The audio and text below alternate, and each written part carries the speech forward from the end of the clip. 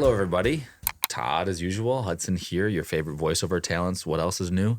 Right here is our Todd's tips that we're going to do. Dad and I and John and some other people, we do a podcast. This is our voiceover-related videos. We also do numbers. Yeah, we also do numbers. So if you're a voiceover person, you're not a voiceover person, these are voiceover-related videos. So if you want to see something that's not technically voiceover-related, you can go and watch our podcast.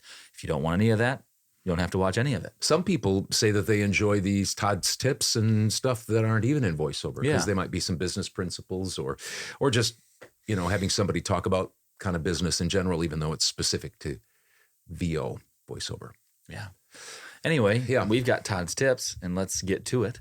Okay. Because you've got an interesting topic. Yep. We have been talking of course, the overarching idea is Todd's tips, but underneath that, a subfolder, a subtitle would be Todd's do's and don'ts.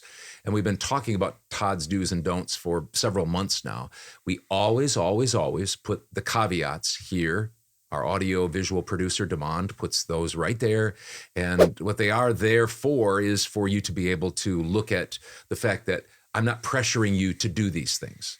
I'm telling you, these are the things that I do and don't do, but some of them might not be right for you. And so I've provided these caveats for you to be able to say, well, I'm not this, or I'm not that, or I am this, or I'm different than Todd.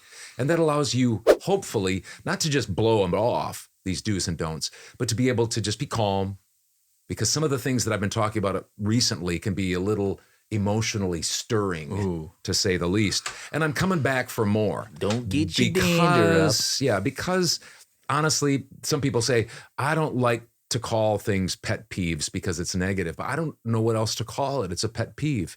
And that is, I do, now listen to this. This might shock some of you. Mm-hmm. I do take a cynical, even suspicious view of VO coaches and mentors. I do take a cynical, even suspicious view of VO coaches and mentors. And if you look back at a couple of three of these Todd's tips, do's and don'ts, you'll find that I talked about the fact that I trust my clients paying me. Mm-hmm. Remember that episode? Yeah. Personally, I trust my clients to pay me more than I trust VO coaches and mentors who are out there in the internet trying to be heard and followed. I'm not trying to be shocking. It's just, when I sit down to write these, I just write what I think. I just write what I believe. I just write what I've found out to be true. Well, and that's something that's true. And you've been in the business for 13 plus years. So correct. You've got a fairly good handle on what's going on in the industry. Yeah, I think so. That's just to letting you know. It's my little corner of my little mind. Oh, no. But nevertheless, it is 13 years in the making. So that's just what I think and believe. I trust my clients to pay me more than I trust a lot of the coaches out on the internet, VO coaches. That might seem strange, but it's true. I've never asked my potential clients to sign a contract or put money up front. Never done that. But I have very rarely paid for any coaching. I learn from coaches, but I rarely pay because my default attitude toward VO coaches is that I don't trust them. Sorry. That's just the truth. Disagree if you want. You might have great coaches. You might have a slew of coaches that you work with that you are just enamored with. Or maybe you're a VO coach. You say, hey, wait, I'm a trustworthy person. Well, I just simply don't, out of hand, trust voiceover coaches. There are so many voiceover coaches out there hawking their products and academies, 10 simple steps, etc. It's mind-boggling. Some start coaching their coaching career, right out of the gate, maybe a year or two in, 6 months in. And they couch their coaching in, oh, shucks, I'm just a newbie struggling like you are. I'm just chronicling my journey, but I'll take your money. Others have been coaching so long and so much you wonder, do you have any time for voiceover? How? How do you have time to do voiceover now? So if I pay for coaching, these are the questions that I ask. I would demand this first. You've heard these before, but I'm going to repeat them. First question, How much money do you make in voiceover this year or last year? How much money do you make? Not in demo producing, not in your products, your services, not in your coaching. What do you make in voiceover right now? Can you provide a few current contacts, students' contacts, info, so I can find out how many of them would support that idea and how much money they make? I want to find out how successful are they? Lastly, have you or your students been in voiceover as long as I have? And have you made as much money as I have? It doesn't mean I can't learn from you. It doesn't mean that I'm doing everything right. It just means that I want to know, are you as successful as I am, or are you at least on the upward swing? Can I see that proven to me? I want to know those things. I assume that there are good, sincere, honest, student-centered VO coaches out there. I'm only assuming because, with the exception of one coach, I've never hired a coach. With the exception of one coach, I've never hired a coach in my career. Again, I learned from lots of coaches, lots of people, lots of business people in general, lots of VO people. I can learn tons from people, but I just don't pay for it. So just to that point, and I'll give you one more point and then I'll be done. If you want to find out who that coach is that I would pay money to coach with and have paid some money to coach with him, after we sign off, we're going to wait just a few seconds, and then I'm going to come back and I'm going to tell you who that coach is. Again, you don't have to feel the same way about the coach that I have. You might feel the same way about your coach that I feel about my coach. But after we get all done here, I'll tell you who that is. I do listen to and watch VO coaches who may be all of the above things, honest, student-centered, people that are sincere, all of the above things. But almost all of them disparage other people in the industry for being selfish or misguided or hurting the industry. And of course, then they sell their selfless, student-centered, industry caretaking products and services. So it makes me kind of glad right now that I haven't joined their ranks, at least for now. I haven't joined the ranks of coaching, and I'm going to just not hang out my shingle too quickly. I know I've been doing it for 13 years, and I think I have something to offer, but I'm just going to be patient because I just don't want to join too early to the coaching ranks just because there's so many voices out there. So I was going to just... Yeah, please do. You had those 3 points that you said that how much the questions you had to ask different... And I think there's a couple things that I have a problem with when talking about, like from watching other coaches and stuff like that, is when they say, well, it doesn't matter how much money I make. You shouldn't, that's none of your business. And they say, well, the people who are telling their numbers are gloating. They're being in your face and stuff like that. And you and I, other people who do that, that's not the point. And I think I get tired of people saying that, oh, you're just doing that. Well, then show us your numbers.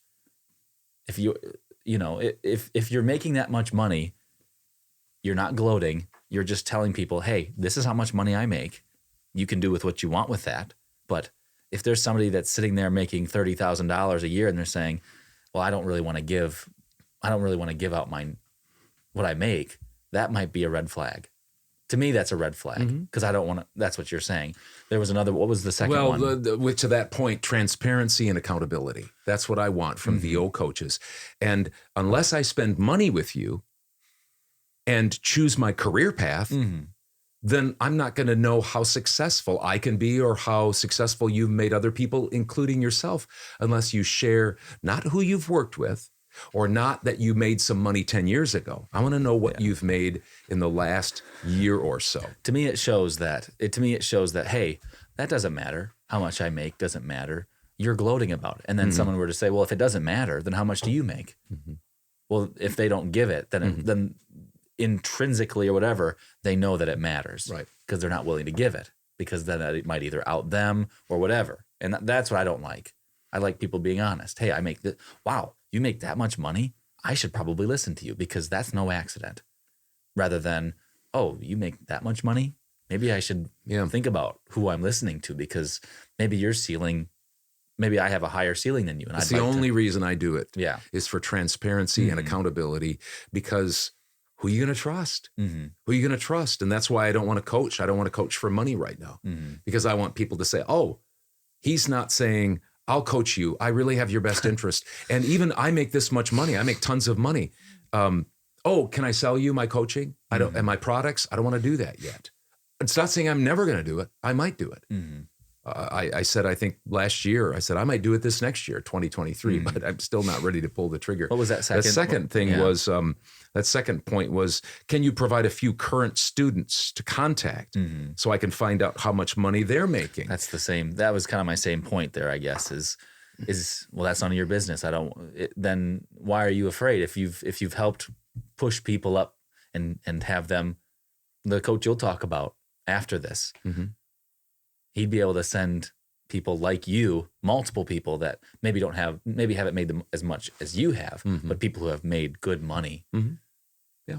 Like anyway, those are just things that when they say it doesn't matter, and then you're asking people a lot. You're asking them not only for their money, but also for the direction of their life for a month, 2 months, 6 months, a year.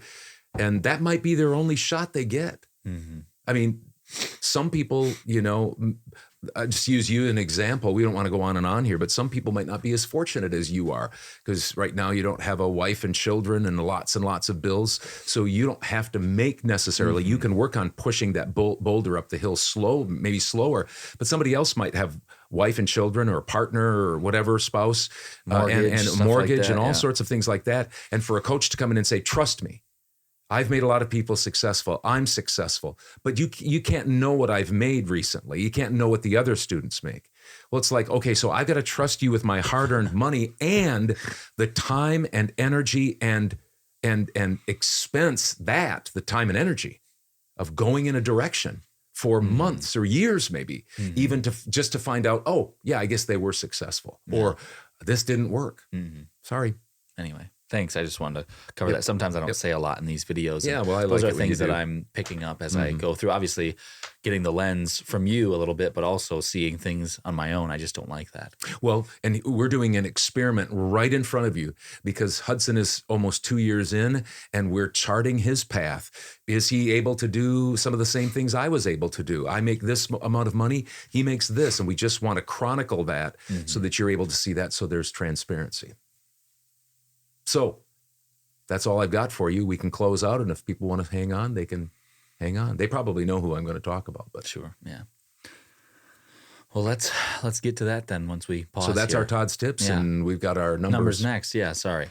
Just was so excited about the next thing. Check out the original Father Son Voiceover podcast, episode 48 on Wednesday. Okay, so now you can turn it off if you want, if you're still with us, or you can hang on. Again, I think it's no surprise. I have paid money and have followed Bill DeWees for almost 13 years now. And I found him to be very practical, common sense, horse sense.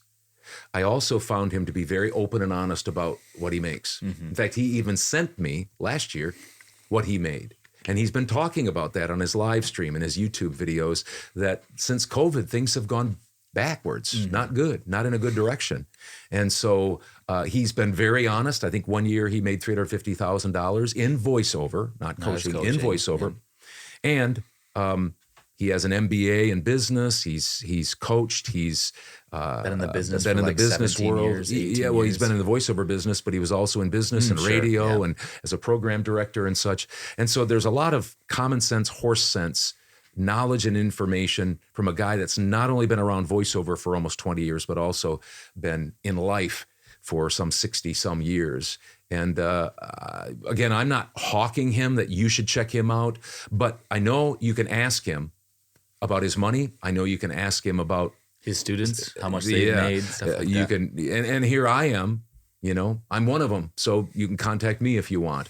There's several others I could point to that I know make over $100,000 that have either followed Bill or paid for his services. And it's not everybody, of course not. He's had hundreds and hundreds of students. And in coach's defense, the student has to put in their time and effort too. They can't just say, well, I'm going to sit back and eat grapes and bonbons on a couch and you just give me the secret sauce and I'm going to go to it.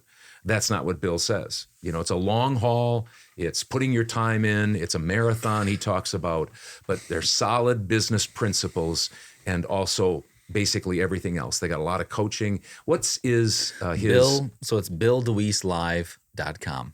No uppercases, anything like that. If this is the first time you've heard of Bill, then when you contact him, tell him Todd Barsness sent you, Hudson Barsness sent you, the original Father Son Voiceover podcast sent you, VO Marketing Pro, which is a direct email marketing company that my boys and I run. Tell him that we sent you, and we'll make sure that you get well taken care of. So there you have it. There's your little commercial. That's the one coach. Again, I'm not saying that there aren't coaches out there. I just haven't found any. He's got the best track record. I haven't been searching, to be honest with you. So he wasn't voted number one coach in all of Voiceover. Coach, yep. Voices.com in 2020. Right. So anyway, there you have it. There you have it. Yeah. So we'll be on to our numbers next. So join us for that.